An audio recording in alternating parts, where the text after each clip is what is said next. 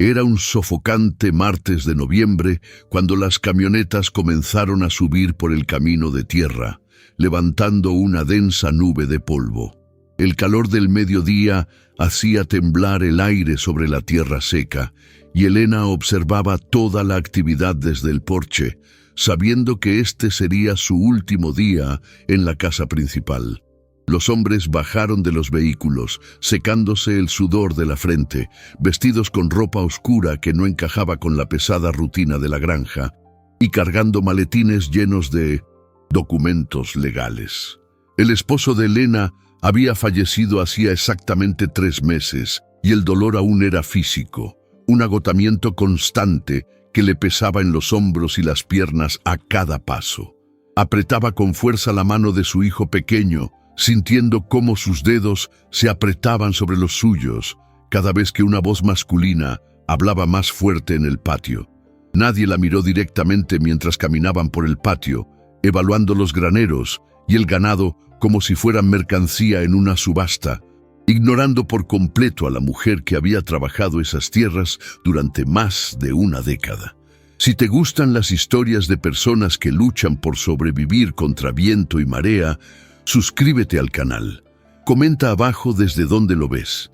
Quiero saber quién me acompaña ahora. La reunión tuvo lugar en el comedor, alrededor de la mesa de madera maciza que Elena solía limpiar con aceite de linaza todos los días antes del amanecer. El abogado desplegó un viejo mapa de la propiedad sobre la mesa, alisando los pliegues del papel amarillento con la palma de la mano, mientras los cuñados señalaban las zonas verdes y llanas cerca del río.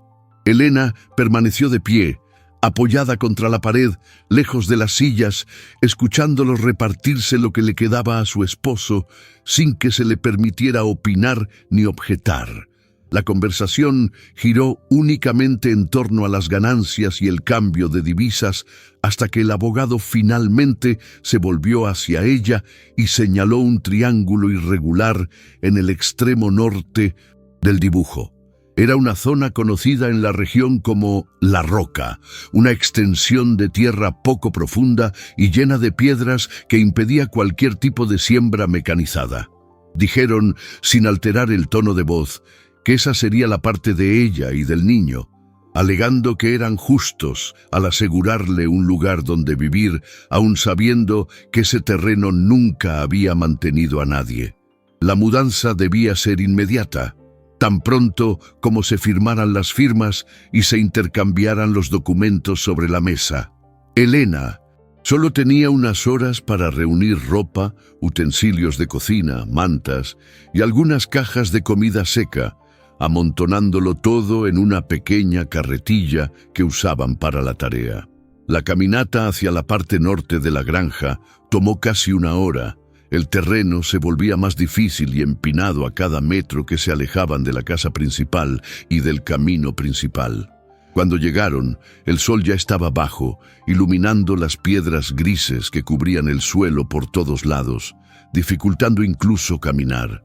Solo había un cobertizo de madera destartalado, con el techo torcido y amplias grietas en las paredes por donde pasaba el frío viento de la noche.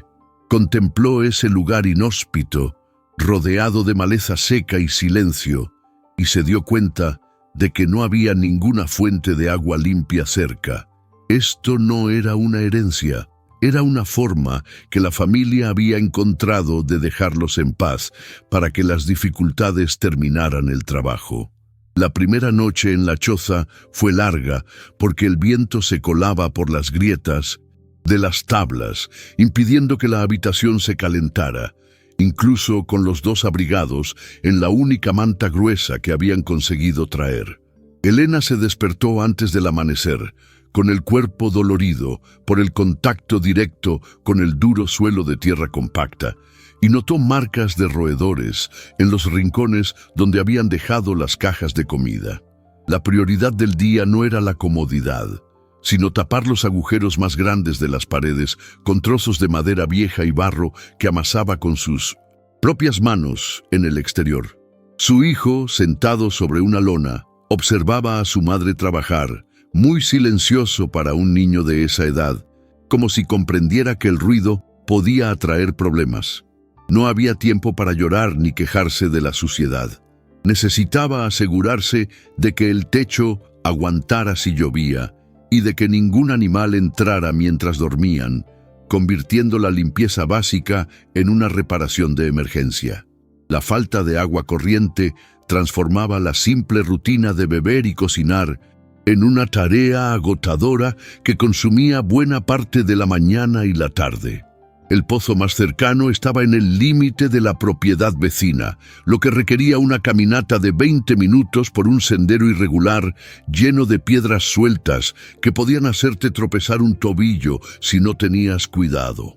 Elena llevaba 2 pesados cubos de vuelta, deteniéndose varias veces para recuperar el aliento y desplazar el peso, sintiendo un hormigueo en los dedos y un ardor en la columna por el esfuerzo continuo. Cada gota derramada por el camino era un desperdicio que le causaba ira, ya que significaba tener que volver más temprano al día siguiente a buscar más. Observó la estructura de la vieja casa principal allá abajo, donde solo tenía que abrir un grifo, y tuvo que tragarse el orgullo para seguir caminando con el agua lamiéndole las piernas y mojando el dobladillo de su falda cubierta de polvo. Los días transcurrían lentamente en aquel aislamiento, con el silencio roto solo por el susurro del viento entre la vegetación seca o el repiqueteo de las herramientas contra el suelo. Nadie de la familia venía a comprobar si tenían algo que comer o si conseguían sobrevivir en aquel lugar olvidado por todos. La carretera principal estaba demasiado lejos para oír los coches, lo que creaba la sensación de que el resto del mundo había desaparecido, dejándolos a ambos solos en aquel páramo. Elena racionaba la comida seca, cocinando solo lo necesario para alimentar al niño, y a menudo ella misma comía solo las sobras o se alimentaba con agua. La soledad pesaba más cuando miraba el horizonte vacío y comprendía que si algo le ocurría allí, en medio del bosque, nadie lo sabría durante días, quizás semanas, hasta que alguien decidiera aparecer por casualidad para ver si seguían con vida. Si esta historia te conmueve, suscríbete al canal para seguir lo que viene a continuación. El niño intentó jugar en el patio, pero el suelo era tan rocoso que no podía correr sin tropezar o lastimarse las rodillas con las rocas afiladas. Elena observó a su hijo arrastrar un palo por la tierra dura, dibujando líneas que pronto desaparecían con el viento, y sintió una punzada en el pecho por no poder ofrecerle un césped o un patio seguro. No pidió juguetes ni preguntó por sus primos, simplemente se adaptó a ese entorno hostil con una resignación que un niño no debería tener. A veces traía una piedra diferente que encontraba y se la mostraba a su madre como si fuera un tesoro, y ella forzaba una sonrisa, limpiándole la tierra de la cara con la punta de la manga. Su inocencia ante esa miseria era lo que mantenía a Elena en pie, obligándola a levantarse cada mañana, incluso cuando su cuerpo le rogaba que se rindiera. El intento de limpiar un terreno para hacer un pequeño huerto resultó ser una tarea brutal y casi imposible en la primera semana. Elena agarró una vieja azada que encontró en la parte trasera del cobertizo e intentó cavar hoyos en la tierra, pero la hoja golpeó el metal de las rocas ocultas y vibró hasta los huesos de su brazo. La tierra estaba compactada, una mezcla de arcilla seca y grava que parecía rechazar cualquier semilla que intentara plantar allí para asegurar su futuro sustento. Tenía las manos cubiertas de ampollas que reventaban y sangraban, ardiendo por el sudor y la tierra que se filtraba en las heridas, pero seguía golpeando la azada con rabia y desesperación. No se trataba solo de plantar lechugas o patatas, se trataba de demostrarse a sí misma que este lugar maldito no la vencería, incluso si cada centímetro despejado costaba horas de dolor físico y frustración, sin garantía de que algo creciera allí. Al final del día, mientras el sol se ponía tras las colinas lejanas, la oscuridad lo envolvió todo rápidamente, pues no había farolas ni reflejos de la ciudad. Cenaron a la luz de una vela corta, cuya llama parpadeaba en las paredes de madera sin tratar, intensificando la sensación de que la choza era demasiado pequeña para protegerlos a ambos. Elena cerró la puerta con un trozo de madera improvisado y se sentó en el borde del colchón, mirándose las manos callosas y sucias que temblaban ligeramente por el esfuerzo excesivo. El miedo al futuro era una presencia constante en esas horas muertas, una cruel duda sobre cuánto tiempo podrían soportar esta vida antes de que se les acabara la comida o de que su salud finalmente fallara. Acarició la cabeza de su hijo dormido y escuchó los sonidos nocturnos del bosque, sintiéndose pequeña y vulnerable ante la inmensidad de esa tierra árida que ahora era su única posesión en el mundo. La comida que trajeron en las cajas se agotó antes de que cumplieran 2 semanas en la nueva tierra, dejando solo un poco de harina en el fondo de un frasco de vidrio y algunas raíces secas. Elena pasó los últimos 2 días reduciendo las raciones de su hijo y fingiendo no tener hambre a la hora del almuerzo, bebiendo mucha agua para engañar a su estómago, que rugía con fuerza en el silencio de la choza. La situación llegó a un punto crítico un martes por la mañana, cuando el niño le pidió pan y ella se dio cuenta de que no tenía absolutamente nada que ofrecer, ni siquiera una galleta rancia. Sabía que tendría que tragarse la vergüenza y regresar a la casa principal para pedir lo que le pertenecía por derecho. Al menos una canasta de alimentos o acceso al huerto que ella misma había plantado años atrás. Se puso su mejor ropa, ya manchada de polvo rojo, se lavó la cara con el agua racionada del cubo y le dijo a su hijo que esperara allí, cerrando la puerta con llave desde afuera, con el corazón apesadumbrado. El camino de regreso por el camino de tierra se le hizo mucho más largo, ahora que no estaba en una camioneta, y el sol de la mañana ya le pegaba a plomo sobre la piel desprotegida del cuello y los brazos. Al llegar a la puerta de la casa principal, vio que el césped estaba cortado y los parterres que cuidaba regados, relucientes de humedad fresca, un marcado contraste con la gris sequedad del lugar donde ahora vivía. Los perros, a los que había alimentado desde cachorros, corrían ladrando hacia la cerca como si fuera una extraña, y nadie vino a calmarlos. Tuvo que gritar «¡Hola!» 3 veces, aplaudiendo secamente, hasta que la esposa de su cuñado apareció en el porche, secándose las manos con un paño de cocina, con la expresión de quien ve a un vendedor ambulante molesto y no a un familiar necesitado a solo unos kilómetros de distancia. La conversación tuvo lugar allí, mismo en la puerta, pues no la habían invitado a pasar, ni le habían ofrecido un vaso de agua fría, a pesar de ver el sudor correr por su rostro. Elena explicó la situación directamente, manteniendo la voz firme para no llorar, diciendo que la comida se había acabado y que necesitaba provisiones hasta que pudiera conseguir algo del terreno. La mujer al otro lado de la valla simplemente se cruzó de brazos y dijo que el inventario ya estaba cerrado y firmado, y que cada persona debía ocuparse de sus propios asuntos. Dijo que también tenían gastos y no podían mantener a 2 familias, sugiriendo que Elena debería haber ahorrado mejor lo que llevó el día de la mudanza. La frialdad de la respuesta fue peor que un grito. Fue la confirmación práctica de que no les importaba si ella y el niño morían de hambre, siempre y cuando estuvieran fuera de su vista. Suscríbete al canal si esperas que esta situación cambie. Elena se quedó quieta un momento, agarrada a la alambrada, sintiendo el óxido áspero en la palma de la mano, intentando asimilar que la gente con la que había vivido durante años la trataba ahora como un problema administrativo. Vio a su cuñado pasar por detrás, dentro de la casa, y ni siquiera giró la cabeza para mirar afuera, fingiendo estar ocupado con papeles sobre la mesa. No había nada más que hacer allí. Insistir solo la humillaría aún más sin ningún resultado. Le dio la espalda a la casa grande, al huerto lleno y a la despensa que sabía que estaba a rebosar, y comenzó a caminar de vuelta hacia los adoquines.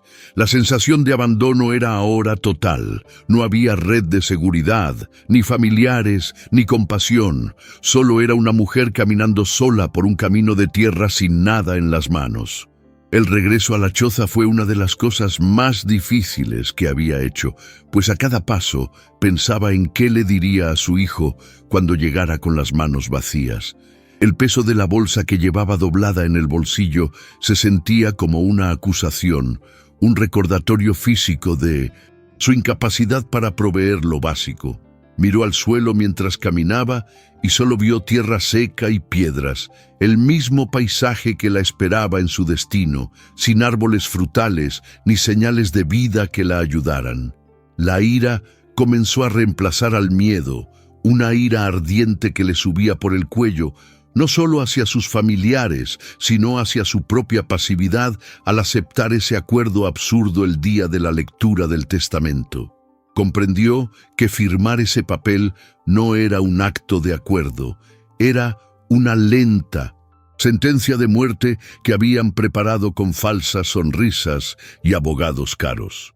Cuando llegó, el niño estaba sentado a la sombra de la puerta, esperando con esa mirada expectante propia de los niños, y Elena tuvo que mentir, diciendo que la tienda estaba cerrada y que vendrían más tarde. Entró en el cobertizo y tomó la última porción de harina, la mezcló con agua y un poco de sal, formando una masa consistente que horneó en la improvisada estufa de leña del exterior. Ver a su hijo comerla con tanto gusto, como si fuera un banquete, le rompió algo por dentro. No podía depender de nadie, y la tierra, por muy mala que fuera, era lo único que le quedaba. Esa tarde, llevada por una desesperación ciega, decidió que limpiaría el terreno a la fuerza, aunque tuviera que romper las piedras con las uñas para encontrar un trozo de tierra fértil bajo aquella maldita costra. Agarró una pesada barra de hierro que servía de cerradura a la puerta y fue al patio, eligiendo un lugar al azar entre las piedras más grandes para empezar a golpear. El sonido del metal contra la piedra era estridente y seco, con un eco breve en el aire quieto, y la vibración le subía por los brazos, haciéndole doler los hombros con cada golpe. Golpeó con furia, desahogando la humillación de la puerta, el hambre de su hijo y el desprecio de su familia en cada movimiento, sudando tanto que la ropa se le pegaba a la espalda. Pero la tierra no cedía. Las rocas parecían plantadas allí, profundas e interconectadas, como si todo el suelo fuera una sola losa impenetrable. No era solo tierra mala, era tierra blindada, donde la azada no podía penetrar y la barra de hierro solo raspaba chispas y lascas grises superficiales.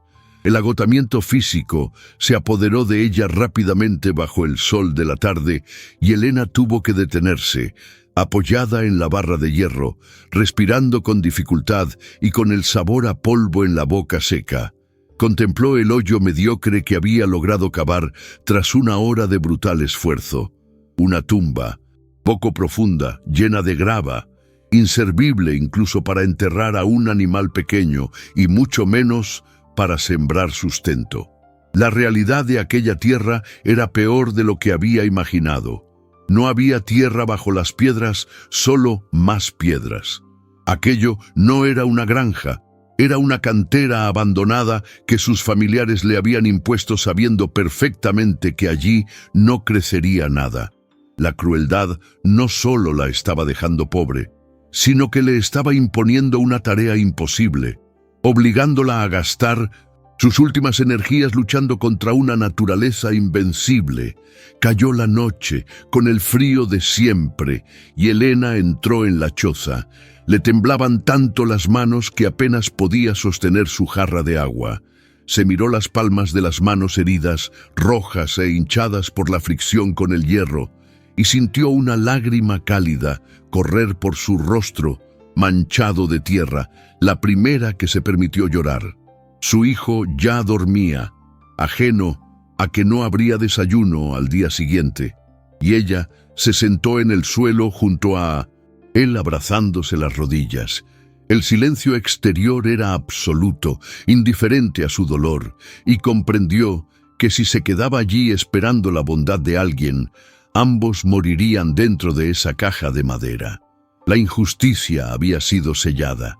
El mundo de los vivos estaba allí abajo, en la gran casa con electricidad y comida, y ella había sido exiliada al lugar donde la vida no prospera. El hambre dejó de ser un miedo y se convirtió en la rutina del hogar para la tercera semana, alterando visiblemente su comportamiento. Elena comenzó a hervir hierba que encontraba junto a la cerca, eligiendo hojas que recordaba haber visto comer a los animales, con la esperanza de engañar a su estómago vacío. El sabor era amargo y fibroso, difícil de tragar, pero lo sirvió en un plato como si fuera una comida normal, cortándolo en trozos pequeños para que durara más. El niño comió en silencio, sin preguntar si había carne o arroz, con los ojos hundidos y la piel amarillenta por la falta de nutrientes. Dejó de sentir hambre al tercer día de racionamiento severo. Su cuerpo entró en un estado de entumecimiento, donde lo único que sentía era debilidad constante en las piernas y mareos cada vez que se levantaba demasiado rápido. Sin otra opción, Elena decidió caminar hasta las fincas vecinas para ofrecer servicios de limpieza o lavandería a cambio de comida o unas monedas. Salía al amanecer, dejando al niño encerrado en el cobertizo por seguridad, y caminaba kilómetros bajo el sol abrasador hasta las propiedades más cercanas. La mayoría de las veces ni siquiera llegaba a hablar con los dueños. Los cuidadores la despedían en la puerta diciendo que no necesitaban ayuda o que ya conocían su historia y no querían problemas con la familia de su difunto esposo. Su reputación había quedado manchada incluso antes de su llegada, retratada como la viuda desagradecida que recibió tierras y aún pedía limosna. Cada no que recibía era un golpe físico que la obligaba a arrastrar los pies hacia atrás, cabizbajo y con las manos vacías. Si alguna vez has vivido un momento en el que todas las puertas parecían cerradas, suscríbete a este canal. Llegar a casa con las manos vacías era lo más duro del día, porque el niño oía sus pasos y corría a la puerta esperando algo. Elena tenía que inventar excusas, diciendo que el pago llegaría la semana siguiente o que se habían agotado las ofertas. Mentiras que él aceptaba cada vez menos. Vio cómo la desconfianza crecía en el rostro de su hijo, no porque la considerara mala, sino porque empezaba a comprender que estaban solos. Esa confianza infantil de que su madre lo resolvería todo se estaba desmoronando, reemplazada por un miedo adulto que un niño de 6 años no debería conocer. Un jueves por la mañana, Elena miró el fino anillo de oro que aún llevaba en el dedo, el único objeto valioso que le quedaba de su vida anterior. La decisión fue rápida. Tomó un cuchillo para quitarse el anillo, pues tenía los dedos hinchados por el duro trabajo, y caminó hasta el pueblo más cercano, a 12 kilómetros de distancia. El comprador de oro del pueblo miró la pieza con desdén, la pesó en la báscula digital y le ofreció un precio que equivalía a la mitad de su valor, sabiendo que estaba desesperada y no tenía poder de negociación. Aceptó el dinero arrugado sin discutir, sintiendo su dedo desnudo, ligero y desnudo, con la extraña sensación de haber vendido la última conexión con el pasado para asegurarse unos días más de supervivencia en el sin presente. Con el dinero del anillo de bodas, compró bolsas de arroz, frijoles, aceite y algunas medicinas básicas para la fiebre, cargando todo a la espalda durante el largo viaje de regreso. El peso de las bolsas le cortaba la circulación en los hombros y tuvo que detenerse decenas de veces en el camino, sentada en el polvo, observando si pasaba algún coche conocido. La humillación de tener que caminar cargando comida como una mula de carga era algo que tragó con dificultad, concentrada solo en llegar antes del anochecer, cuando finalmente entró al cobertizo y puso los víveres en la mesa. El alivio fue breve, porque sabía exactamente cuántos días les duraría esa comida si comían solo lo necesario. No era una solución, era solo un aplazamiento del problema, pero ver a su hijo comer un plato lleno esa noche hizo que el esfuerzo valiera la pena. El cambio de clima trajo un nuevo enemigo cuando las lluvias de verano comenzaron a caer con fuerza sobre la región. El techo de la choza, que había remendado provisionalmente, no soportó el volumen de agua de una tormenta nocturna. Las goteras comenzaron a gotear sobre los colchones y el agua se deslizó por las paredes de madera, convirtiendo el suelo de tierra en un lodazal frío y pegajoso dentro de la casa. Elena pasó toda la noche moviendo al niño de un lado a otro, buscando un lugar seco, cubriéndolo con plástico y con su propio cuerpo para protegerlo de la humedad gélida. No había forma de dormir. Se sentó en la oscuridad, escuchando el sonido de la lluvia y sintiendo el agua empapando sus pies, temblando de frío e impotencia ante la naturaleza. A la mañana siguiente, todo estaba húmedo y olía a moho, y la ropa que llevaban puesta no se secaba por la humedad. El niño se despertó tosiendo, un sonido seco y ronco que aceleró el corazón de Elena con una preocupación inmediata. Tenía calor, la cara enrojecida y los ojos brillantes de fiebre, y ella se dio cuenta de que el frío de la noche le había pasado factura. Sin coche ni teléfono para pedir ayuda, tuvo que depender de los medicamentos que había comprado y de paños húmedos en su frente, rezando para que no fuera nada grave. Pasó el día sentada a su lado, cambiándole las compresas y obligándolo a beber agua, sintiéndose culpable por no haber podido darle a su propio hijo un techo decente. La enfermedad del niño duró 3 días, durante los cuales Elena no se separó de él, ni siquiera para comer, vigilando su respiración a cada minuto. El miedo a perderlo, allí, en ese lugar remoto sin un médico cerca, era paralizante. Preparaba caldos ligeros con lo poco que tenía y se los daba cucharada a cucharada, rogándole en voz baja que los tragara. Su fragilidad contrastaba marcadamente con la dureza de las rocas del exterior. Parecía como si el entorno le estuviera chupando la vida poco a poco. Cuando la fiebre finalmente remitió a la 4ª mañana, Elena lloró de alivio, pero también de agotamiento, sintiendo como si hubiera envejecido 10 años en 1900. Esas pocas noches de vigilia. Suscríbete al canal si entiendes el valor de la salud familiar. Con su hijo recuperado, pero aún débil, Elena centró su atención en la tierra, impulsada por una ira renovada y silenciosa. Se dio cuenta de que necesitaba crear barreras alrededor del cobertizo para desviar el agua de lluvia y evitar que el lodo volviera a inundar la casa. Empezó a cargar piedras, las mismas que habían impedido la siembra, y a apilarlas para formar muros bajos a los lados del edificio. Era un trabajo duro, levantar peso muerto y colocar piedras irregulares, lo que le dejaba las manos en carne viva y la espalda rígida. Trabajaba como un hombre, sin guantes, ignorando el dolor muscular, transformando su odio por la situación en combustible para levantar esas piedras. El aislamiento social empezó a afectar la mente de Elena. Pasaba días enteros sin escuchar la voz de otro adulto, conversando solo con su hijo y consigo misma. A veces se sorprendía hablando consigo misma mientras trabajaba, repitiendo frases de aliento o maldiciendo a los familiares que la habían puesto en esa situación. La falta de espejos en casa le hacía perder la noción de su propia apariencia, pero podía sentir cuánto peso había perdido con su ropa holgada. Su cabello siempre estaba atado y polvoriento, y la piel de su rostro estaba quemada y áspera por el sol y el viento constante.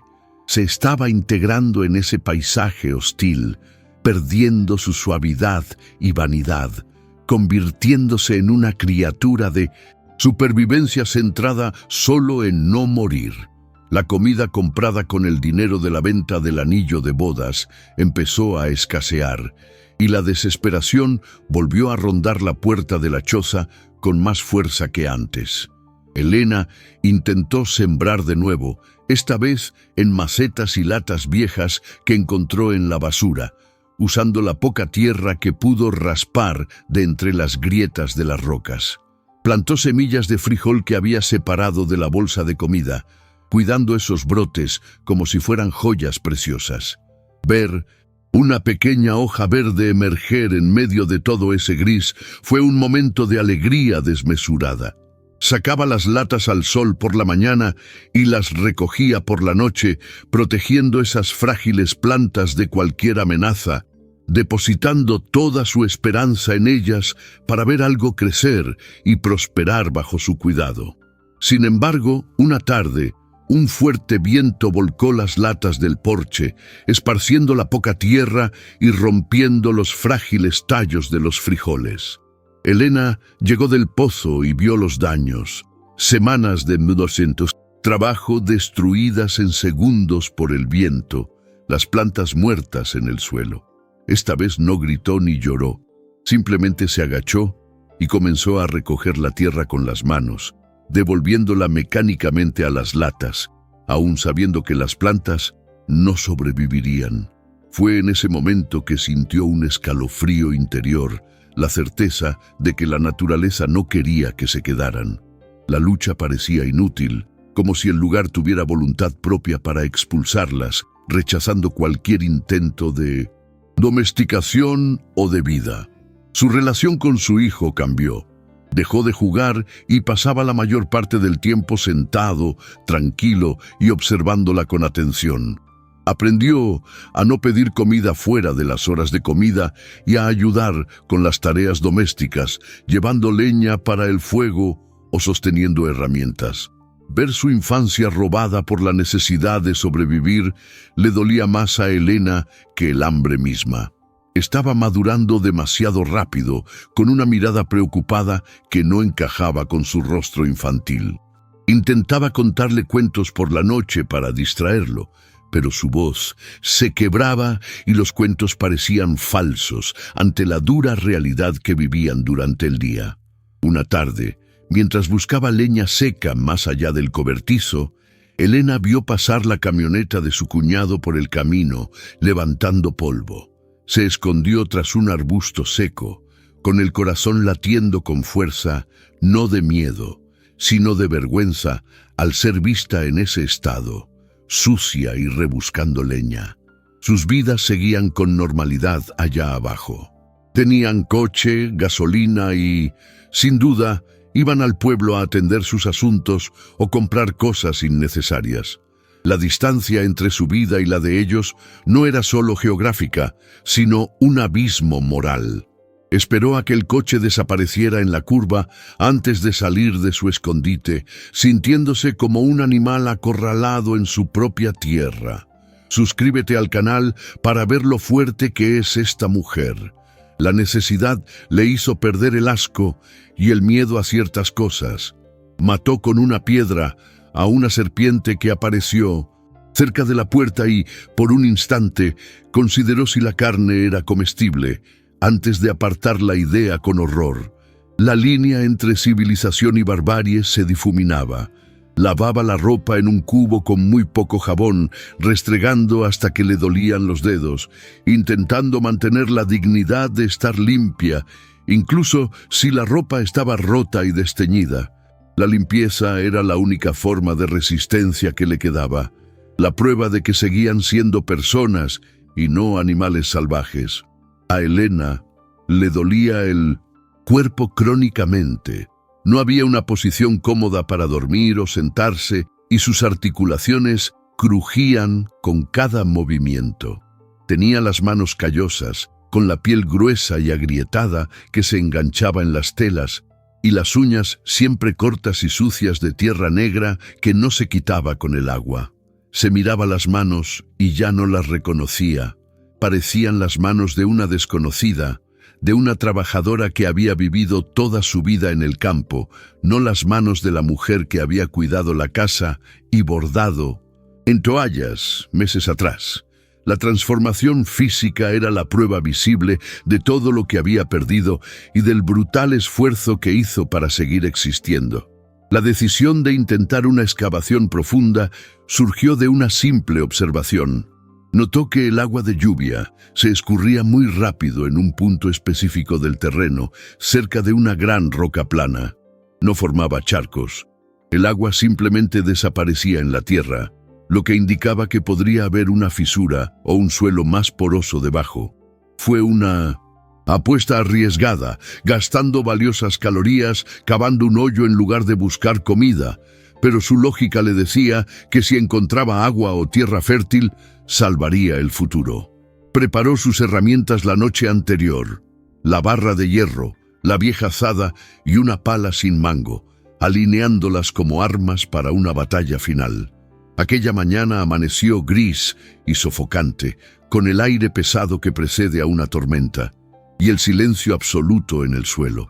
Elena dio el último sorbo de café aguado, miró a su hijo jugando con piedritas en el suelo y respiró hondo, sintiendo el aire cálido llenar sus pulmones.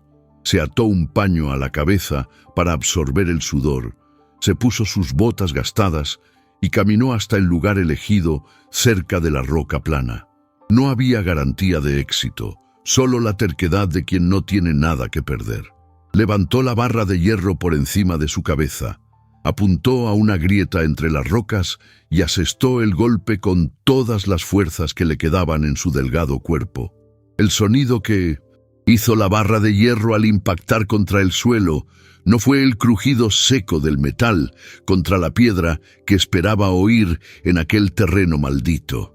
Fue un sonido profundo y hueco, un golpe sordo que parecía provenir de debajo de la tierra y que hacía vibrar ligeramente el suelo bajo sus desgastadas botas. Elena se detuvo, con la herramienta aún en el aire, confundida, pensando que el cansancio extremo y el hambre le estaban creando alucinaciones auditivas en la cabeza con aquel calor insoportable.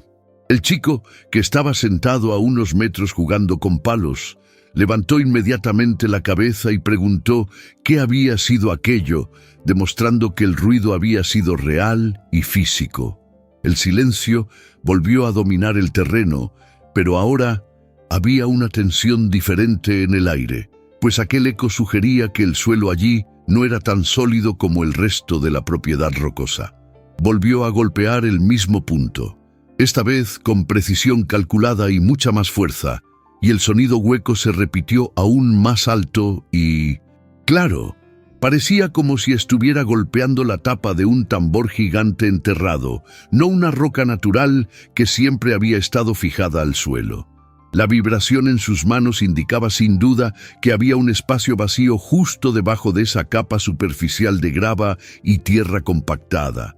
Su corazón se aceleró, no de alegría, sino de un miedo instintivo a que el suelo cediera de repente y se los tragara a ambos en un agujero desconocido. Se arrodilló sobre la tierra caliente, ignorando el dolor de rodillas, y comenzó a limpiar el área con las manos desnudas, arrancando hierba seca y raspando la tierra para ver qué se escondía allí. La limpieza manual reveló que la roca plana, por donde se escurría el agua, no era una piedra común de la región, sino una losa de hormigón vieja y tosca. Estaba cubierta de musgo y tierra, lo que ocultaba su perfecta forma cuadrada, camuflándola en el terreno irregular.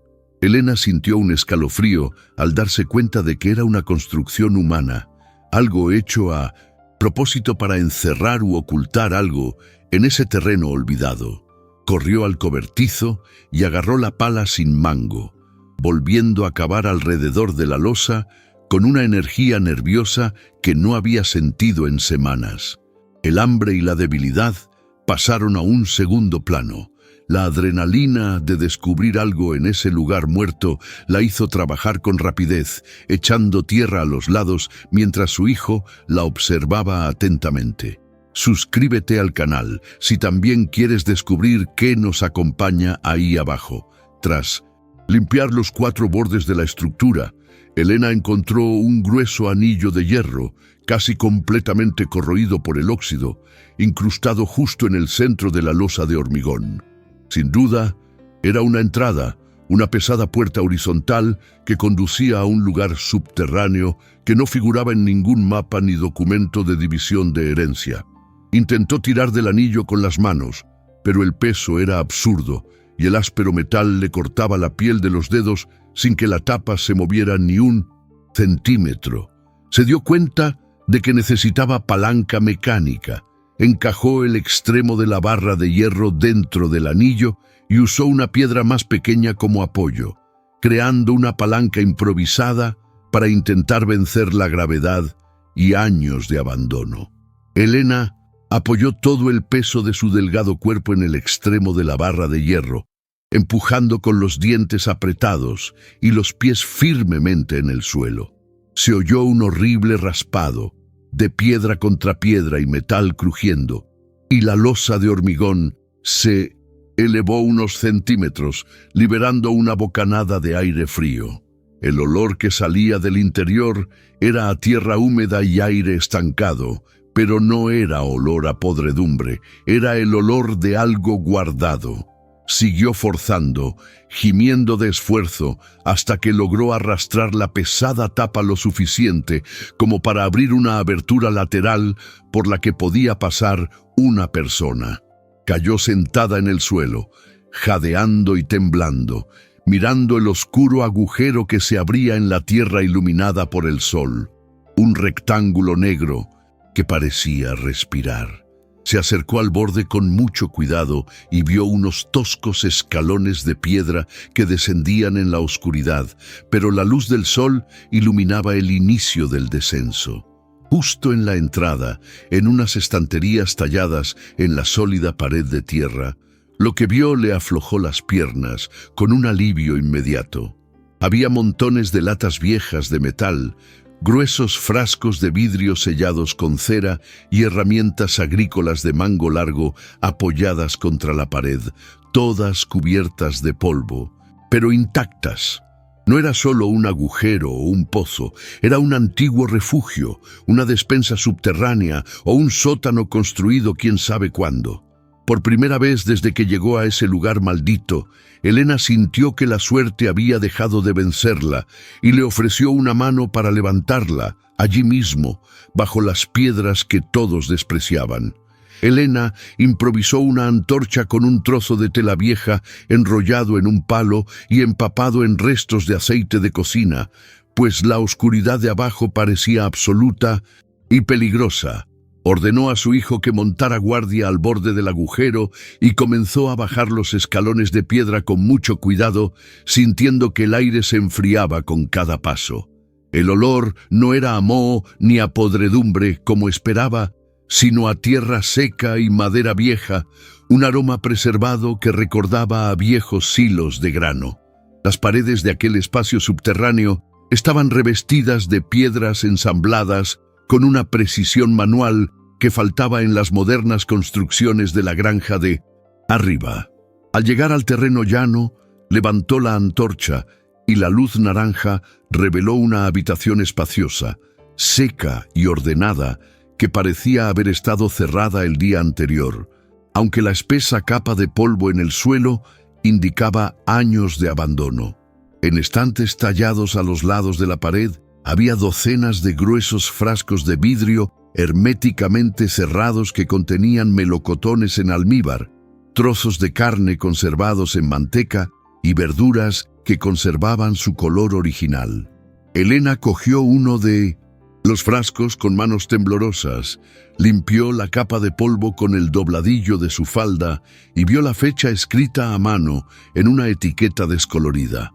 Eran conservas de hacía más de 30 años. El hambre hablaba más fuerte que la precaución. Usó el cuchillo que llevaba en la cintura para abrir la tapa a la fuerza, oyendo el crujido seco del vacío rompiendo el silencio de la habitación.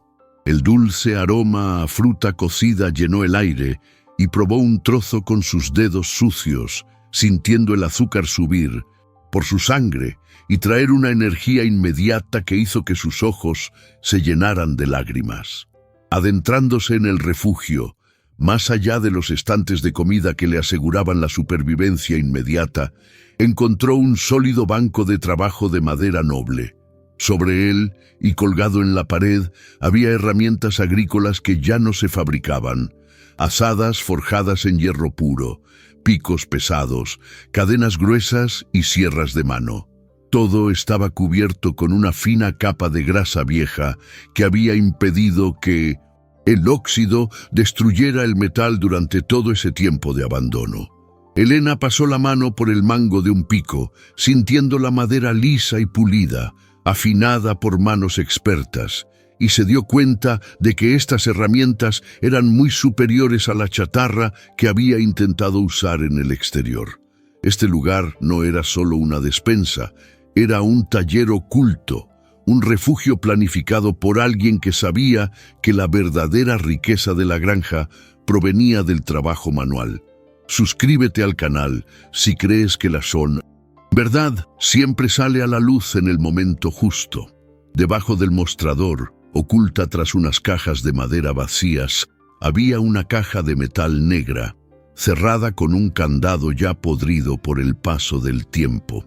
Elena arrastró la caja hasta el centro de la habitación, sintiendo que era demasiado pesada para contener solo papeles viejos o documentos sin valor práctico.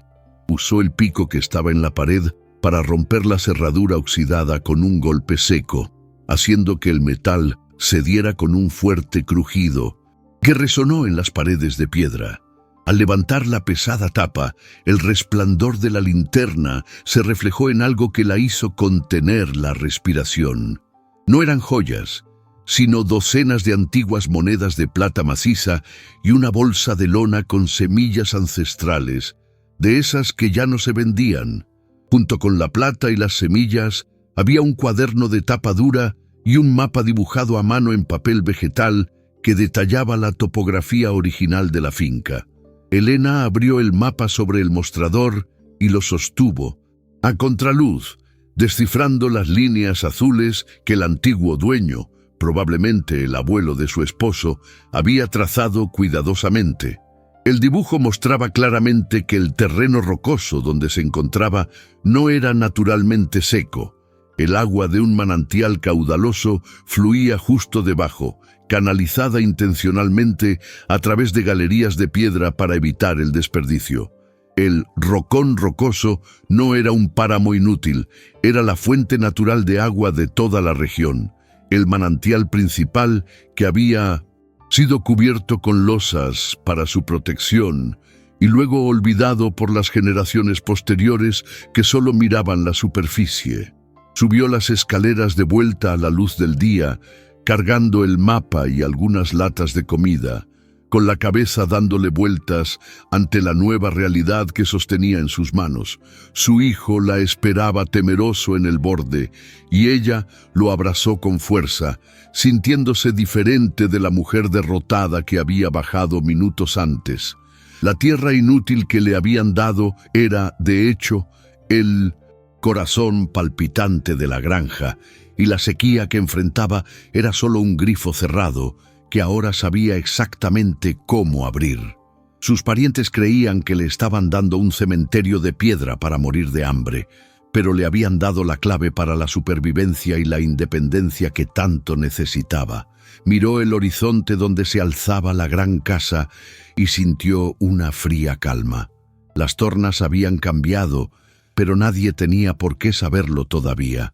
El cambio de dieta transformó su rutina física en tan solo unos días, con la proteína de la carne en conserva y el azúcar de la fruta, devolviendo el color al rostro del niño y la firmeza a los brazos de Elena.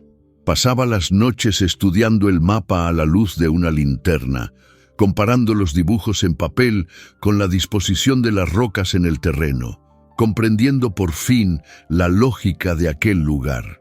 El abuelo de su marido no solo había dibujado un mapa, había diseñado un sistema de riego por gravedad que utilizaba las mismas piedras como canales, pero que llevaba décadas bloqueado por falta de mantenimiento. Elena limpió las viejas herramientas con aceite, sintiendo el peso equilibrado de las azadas y los picos, y empezó a trabajar ya no como una viuda desesperada, intentando cavar hoyos al azar, sino como una ingeniera práctica, siguiendo un manual de instrucciones dejado por el pasado. La primera gran victoria llegó el viernes por la mañana, cuando localizó la losa de piedra que el mapa indicaba como la válvula principal del manantial. Con su pesado pico y una palanca de hierro, logró mover la roca que bloqueaba el flujo, liberando agua limpia y fría que se había acumulado en la montaña. No era un río caudaloso, sino un hilo constante y fuerte que empezó a correr por los canales de piedra que ya había despejado, llenando una pequeña poza natural oculta tras el cobertizo. El sonido del agua al correr sobre la piedra era la música más hermosa que jamás había escuchado, marcando el fin de las agotadoras caminatas hasta casa del vecino y el comienzo de una verdadera autonomía. Llenó los cubos sin esfuerzo, se lavó la cara y dejó que su hijo jugara en el agua, viendo cómo el barro arrastraba la suciedad de meses de miseria. Con abundante agua y las herramientas adecuadas, Elena abrió la bolsa de semillas tradicionales del refugio y preparó la tierra mezclando la arcilla con el humus que encontró acumulado en las grietas húmedas de las rocas. Construyó bancales elevados, rodeados de piedras, utilizando la técnica de terrazas que había visto dibujada en viejos cuadernos, que protegía las plantas del viento y retenía la humedad del suelo. Las antiguas semillas, libres de modificaciones modernas, brotaron con asombrosa rapidez y vigor, produciendo hojas gruesas de color verde oscuro que contrastaban marcadamente con el gris paisaje circundante. Esto no era solo un huerto, era la prueba de que la tierra no era estéril. Simplemente necesitaba a alguien que supiera hablar su idioma, y Elena ahora pasaba sus días cuidando ese jardín secreto, viendo cómo la vida estallaba donde antes solo había polvo. Suscríbete al canal si quieres ver cómo la situación cambia a favor de quienes trabajan. La casa también cambió. Elena usó las herramientas de carpintería del refugio para reparar el techo de forma permanente, reemplazando la madera podrida con troncos que cortó y trató en el bosque cercano. Selló las grietas de las paredes con una mezcla de arcilla y paja. Creó muebles sencillos pero resistentes y organizó la despensa con los frascos de conserva alineados. El cobertizo dejó de ser un lugar de sufrimiento para convertirse en una pequeña fortaleza, limpia, seca y segura, donde podían dormir sin temor a la lluvia ni al viento. El niño volvió a sonreír, ayudando a su madre a cosechar las primeras verduras con la barriga llena y la silenciosa certeza de que su madre había resuelto el problema del mundo exterior. El secreto era la mayor arma de Elena. Mantenía una fachada de miseria para cualquiera que la mirara desde la carretera, dejando la parte delantera de la propiedad sucia y descuidada, mientras que la trasera florecía con verdor y abundancia. Construyó muros de piedra estratégicamente ubicados para bloquear la vista del huerto y el aljibe, asegurándose de que ningún curioso o familiar pudiera ver la transformación. Cuando necesitaba ir al pueblo, iba sucia y a pie, cambiando una sola moneda de plata vieja por dinero en efectivo en una casa de empeños lejana, comprando solo lo que no podía producir ella misma. Nadie sospechaba que la viuda de los adoquines, a quien todos creían hambrienta, comía mejor y vivía con más dignidad que muchos habitantes de la ciudad. Mientras la temporada de sequía se intensificaba, castigando las granjas vecinas y provocando que los pastos de la propiedad principal amarillearan y murieran, la tierra de Helena permanecía verde y húmeda.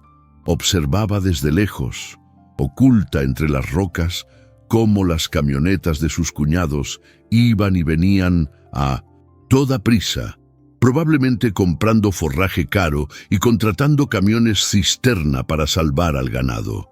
La ironía era palpable.